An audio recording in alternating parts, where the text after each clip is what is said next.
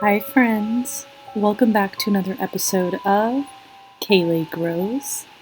And today we're going to be doing a slightly different video than I normally do. I'm going to be doing a spooky repot with me. So join along and listen to some spooky stories while I repot a couple of my plants. In high school, my friends and I were messing around with a Ouija board one night. We had done it before and nothing remarkable had ever happened. We usually did it to try and scare each other or our girlfriends. We all thought it was a joke. That night there was no one else home except the 7 of us, and we were all together around the board. One of the girls there wanted to try it. She never had done it before. This time was different. The board misspelled some of the words the same way every time. It gave answers that seemed really historically accurate for our town, things we never knew or cared about. Long story short, the spirit claimed it was a 10-year-old boy who had died on the property in the 1800s and was buried there too, in an unmarked grave. My friend's house was on a farm on the edge of town. We were all a little freaked out because the board had never been so detailed and consistent. However, we were still skeptical, and we were assuming one of us was trying to scare the rest. Finally, my friend asked the spirit if it could do something to prove he was there with us. It went to yes, and then spelled out K-N-O-C-K.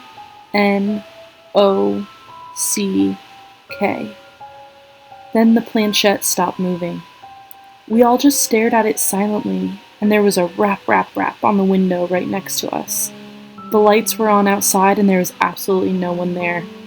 We never touched that effing board again. This story was by Extreme Cranium on Reddit. My old childhood home has 3 stories with a cellar and is built in such a way that the floors are thin. Sound travels very well through it. The basement has a piano, which my brother, a musician, spent a lot of time on as a teenager. To that end, one morning I heard him playing and singing at the top of his very distinct voice. I yelled over the upstairs stairwell for him to shut up because he was being loud and obnoxious. Then, I remembered my brother wasn't home that day. He had gone out with my parents. Music stopped and I investigated the basement to find it dark. For years, I was able to mostly brush this off as sound from outdoors or something I imagined. But this week, my brother and I are back home for the holidays, and it happened again. Now, the basement stairwell leads into a corridor, and off the corridor are 3 rooms: a full bathroom, a laundry room, and the rec room, which holds the piano. I was showering with the bathroom door open. I got out, brushed my teeth, and all the while I could hear my brother playing and singing from the rec room. Not an unusual occurrence, but the music did stop on its own at some point. So I finished what I was doing, put on my robe, and made my way back upstairs. My brother was standing in the kitchen. Now there was absolutely no way he could have gone upstairs without having to walk past me. I asked him if he had been in the basement at all, and he was rather insistent that he hadn't been in the basement all day. I went back to check the cellar to find nothing amiss. Spooky. Phantom music aside, the most unsettling part is that both times it sounded exactly like my brother. This is by Brother's Voice on Reddit. The summer after my freshman year of college, I was spending a lot of time with this girl I met who lived near me. There's a very popular part of town near me for bars, shopping, antique shops that has a lot of historical stuff and is surrounded by tons of wood. It's also known to be somewhat haunted. She told my friend and I the story that there is a doll in the woods that if you find it and move it somewhere, the ghost of the girl who owned it will come at night and place it back in its original spot. My friend and I laughed and asked her where it was and agreed to come back that night to test it out. We got there when it was very dark and started to look for the doll near ruins where a building used to be. The ruins were right near the road, so we had the headlights from our car and flashlights. After not that long searching, we saw a really old-looking doll sitting on a cement ledge. I was creeped out that we actually found something, but we picked it up and we called the girl to let her know that we can't believe we actually found it. She was so excited and agreed to come meet up with us. I threw it as far as I could into the woods on the opposite side of the road, and we got back in our car and drove to the bottom of this hill to meet up with her. When we arrived, we didn't really talk about what happened much, just mostly talking about where to go to get some food. As we were standing there, my car made that noise a car makes when it's already locked and you press the button on the key, just a quick beep. I was concerned because my key was in my hand, and I was positive I didn't touch it. Then her car's alarm started going off as if someone tried to break into it. I was getting way too scared and said, "Let's get the heck out of here and get food."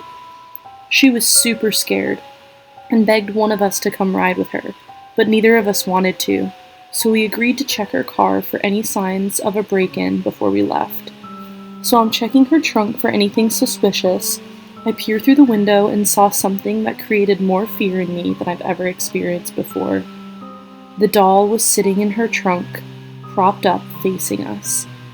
At this point, the girl was in tears, and my friend and I are so scared I almost couldn't move. I grabbed the doll, rode back up to the top of the hill, and put it right back where I found it, and we sped off back home. I never saw the doll again, and for the years, I refused to talk about it even with her or my friend, but now I enjoy telling it as a ghost story. This is by Rookie RBS on Reddit. It was almost 1 in the morning, and a strange man with a white t-shirt knocks on my door asking for help. After quick deliberation, where my father went outside to talk to the man, he told me to lock the doors and get the kids into the room.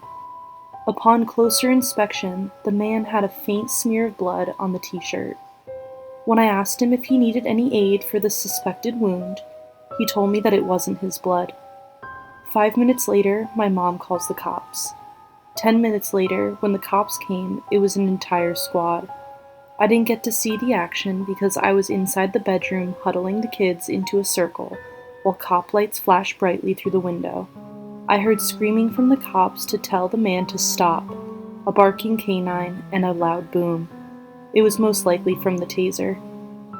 Afterwards, more cops came to clean the blood off our walkway, and because the man came to our house, we had the right to obtain an explanation. The man is a wanted serial killer from Georgia. I live in Texas. This story is from a deleted account on Reddit. Thank you, friends, for hanging out with me today. Please give this video a thumbs up and subscribe to my channel if you haven't already. Have a wonderful spooky season, and I'll see you on the next one.